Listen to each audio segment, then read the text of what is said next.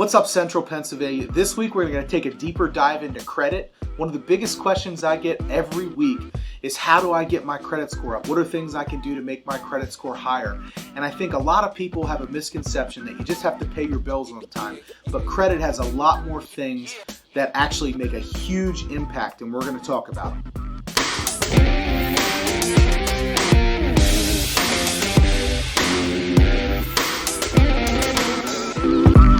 One of the big things we see all the time is people come in and they think that payment history is only one of the critical things that's going to impact their score. But the reality of it is there's about 4 to 5 major things that kind of impact your credit.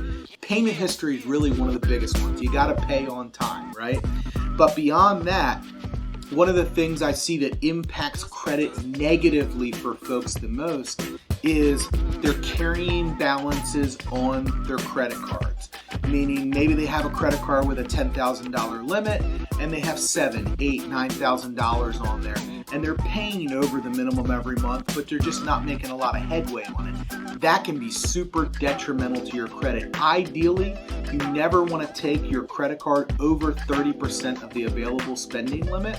And ideally, what I tell people to do is try to pay them off monthly if you can. I know that may not always be realistic, but it has a great impact. From there, how many active accounts you have plays a huge factor. I tell people probably want to have between 3 to 5 trade lines, and if you have a little bit more, it's okay. Or, I wouldn't go too much less than the 3. But you want to keep these things active. If you have a Lowe's card that you got a 10% discount on with 5 years ago, that's not an active card. Maybe get something that you're going to use more readily, something that offers airline points or rewards back to you in the form of cash. From there, I would say paying off bad debt. I hear all the time from people, I was told not to pay this collection off. And I think, there's certain instances where we'll take kind of what I call a Band-Aid method to fix someone's credit, where maybe we don't pay this, but we pay this because this hasn't reported but 5 years ago and this is reporting more recently. But the thing you have to understand, if you're trying to fix your credit and fix it forever, you need to pay all your old bad debts because they will continue to pop up and haunt you. So when we go in and we're trying to fix people's credit and fix it forever, and we're making, giving tips, or we'll say recommendations to them or pointers, paying off all your old bad stuff is a good thing. It's going to move you in a place that's going to take your credit in a much better path long term. Short term, it may not have much of an impact, but long term it will. One of the other biggest things I see is just overall habits. People set things up on auto pay. They don't have enough money in their account. It drafts, they miss it, then they forget to pay the payment.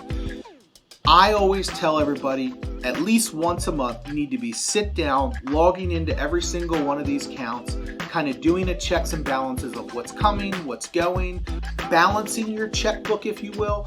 There's several videos on YouTube about how to balance a checkbook to make sure that you have enough money in there to pay your debts. And I definitely would implore you that is something that is kind of a lost art, especially with the big move to everybody swiping the debit card for everything that they do. So don't be afraid to balance your checkbook.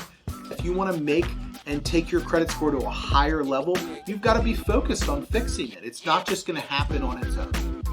As always, if we can be of any help, please check us out at YorkPAMortgage.com. We're happy to help and answer any of your questions to get you going in the right direction.